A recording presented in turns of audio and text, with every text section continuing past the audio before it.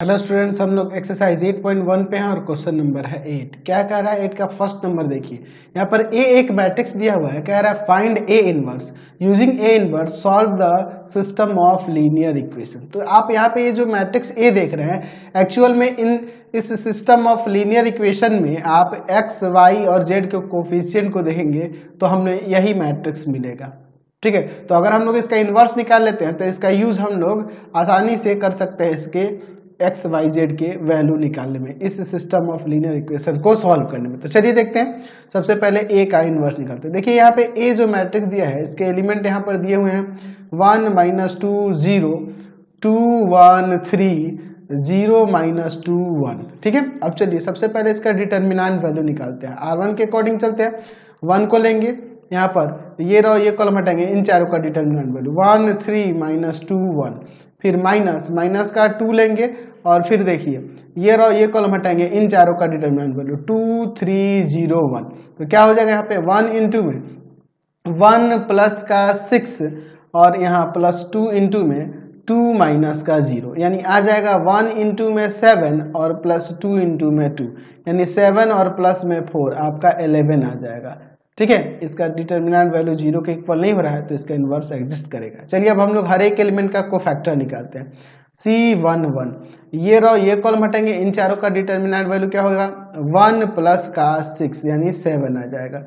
C12 ये आपका negative होता है, ये रहो ये कॉलम हटाएंगे, इन चारों एलिमेंट का डिटर्मिनेंट वैल्यू तो हो जाएगा 2 -0 यानी यहाँ माइनस का 2 आ जाएगा। C13 ये पॉजिटिव होता है, ये रहो ये कॉलम हटाएंगे, इन चारों का डिटर्मिनेंट वैल्यू तो -4 -0 यानी कि माइनस का 4 आ जाएगा।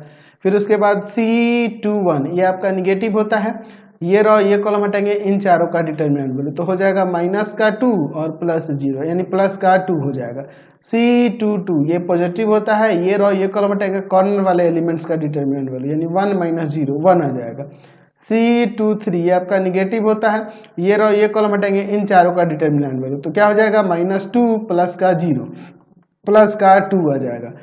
C31 पॉजिटिव होता है, ये रहो ये कॉलम हटाएंगे, इन चारों का डिटर्मिनेंट यानी -6 माइनस का 0 माइनस का 6 हो जाएगा। C32 ये आपका निगेटिव होता है, ये रहो ये कॉलम हटाएंगे, इन चारों का डिटर्मिनेंट वैल्यू तो हो जाएगा यहाँ पे 3 माइनस का 0 यानी माइनस का 3 आ जाएगा। C33 ये पॉजिटिव होता है, ये रहो ये कॉलम हटाएंगे, इन चारों का डिटर्मिनेंट वैल्यू यानी कि 1 प्लस का 4 यानी आ जाएगा यहाँ पर 5। ठीक है, अब इसके बाद हम लोग देखते हैं, हम लोग लिख सकते हैं यहाँ पे adjoint of A equal to में, इन सभी को फैक्टर को सजाकर इसका ट्रांसपोज निकाल देंगे तो क्या हो जाएगा यहाँ पर 7 -2 -4 2 1 2 -6 -3 5 का ट्रांसपोज तो क्या आ जाएगा यहाँ पर 7 -2 -4 2 1 2 -6 -3 5, यही ना आ जाएगा जी। चलिए एडजॉइंट ऑफ ए आ गया तो अब यहाँ पे लिख सकते हैं कि ए का इनवर्स इक्वल टू में 1 by determinant of A into में एडजॉइंट ऑफ ए। तो 1 बाई डिटर्मिनेंट ऑफ ए का वैल्यू देखो 11 है और यहाँ पर ये जो एडजॉइंट ऑफ ए है यहाँ लिख देते हैं 7 यहाँ पे 7 2 माइनस का 6 फिर है -2 1 -3 फिर -4 2 5, ये ए का इनवर्स आ गया। अच्छा, अब ए का इनवर्स यहाँ पे ये आ गया और अब क्या करेंगे, जो हमारे पास ए का इनवर्स निकालना था, अब हमारे पास जो सिस्टम ऑफ इक्वेशन है इसको लिखते हैं और फिर उसके बाद ए इनवर्स का यूज करके हम लोग उससे उसका सॉल्यूशन निकालेंगे। चलिए, तो हमारे पास जो इक्वेशन दिए हुए हैं यहाँ पे लिख देते हैं। तो क्या आपके पास इक्वेशन दिए हुए, ऊपर सिस्टम ऑफ इक्वेशन क्या दिया है x माइनस का 2y इक्वल टू में 10, फिर है 2x प्लस का y प्लस का 3z इक्वल टू में 8 और ये आपका फिर है माइनस का 2y प्लस का z इक्वल टू में 7, ये ना था जी ऊपर। ठीक है, चलिए 2x plus y plus 3z equal to में 8 x minus 2y equal to 10 और माइनस का 2y plus z equal to में 7 हो गया। ठीक है, अब इसके बाद देखिए यहाँ पर अब हम लोग देखेंगे तो हम लोग इसे याद है ax प्लस b के फॉर्म में लिखेंगे, यानी a का वैल्यू यहाँ पर क्या आ जाएगा, a का वैल्यू यहाँ जो मैट्रिक्स आएगा देखिए क्या होगा 1 -2 0 2 1 3 0 -2 1। ठीक है, अच्छा यहाँ पर अगर हम लोग बात करें x के वैल्यू की तो यहाँ पर हो जाएगा आपके x y z जो वेरिएबल है ना उनको एक कॉलम मैट्रिक्स में, और यहाँ पर आपके b का वैल्यू की बात करेंगे तो यहाँ पे कांस्टेंट जो है उनको ले लेंगे 10, 8, 7। अब इसके बाद हम लोग आगे देखते हैं। तो हम लोग देखें तो अगर इसी का ना हम लोग इनवर्स ऊपर निकालें, देखो तो इसी का ना इनवर्स निकाले हुए हैं, इसका इनवर्स तो यहीं पे है, यानी कि हम लोग यहाँ पे लिख सकते हैं कि a का इनवर्स जो है हमारे पास पहले से ऑलरेडी निकला हुआ है 1/11 इंटू में यहाँ है आपका क्या है जी 7 2 -6 7 2 -6 -2 1 -3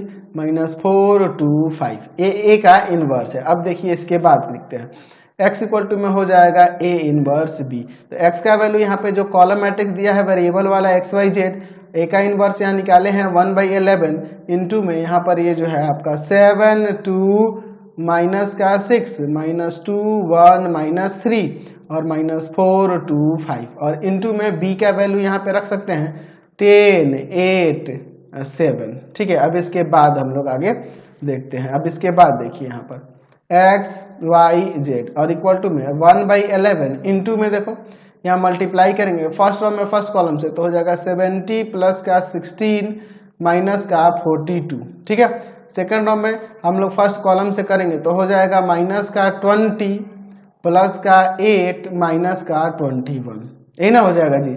अच्छा, इसके बाद हम लोग यहाँ पर अगर हम लोग करें थर्ड रो में फर्स्ट कॉलम से तो माइनस का 40 प्लस का 16 और फिर प्लस का 35।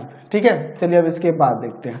हम लोग यहाँ पे लिख सकते हैं x y z, यहाँ क्या हो जाएगा 1/11 इंटू में इसको सॉल्व करते हैं, देखिए क्या हो जाएगा। हम लोग इन दोनों को ऐड कर देंगे तो यहाँ 86 हो जाएगा और 86 में से 42 को सब्ट्रैक्ट कर देंगे तो यहाँ पे 44 आ जाएगा। यहाँ देखिए यहाँ पे ये आपका इसमें माइनस का कितना हो जाएगा 12 और माइनस का 21 और माइनस का 12 जो होगा माइनस का 33 हो जाएगा। फिर उसके बाद यहाँ पे देखिए इन दोनों को ऐड करेंगे तो कितना आ जाएगा, यहाँ पर आ जाएगा 51। इन दोनों को ऐड करेंगे तो 51 और 40 को सब्ट्रैक्ट करेंगे तो 11 हो जाएगा। यहाँ चलिए अब 1/11 से मल्टीप्लाई कर देते हैं तो यहाँ लिख सकते हैं x y z equal to में यहाँ क्या आ जाएगा, यहाँ पर देखिए तो 4 -3 1, यानी कि देयरफॉर x का वैल्यू हो गया 4, y का वैल्यू -3 और z का वैल्यू यहाँ से 1 आ गया। समझे ना। अब इसका सेकेंड नंबर देखते हैं।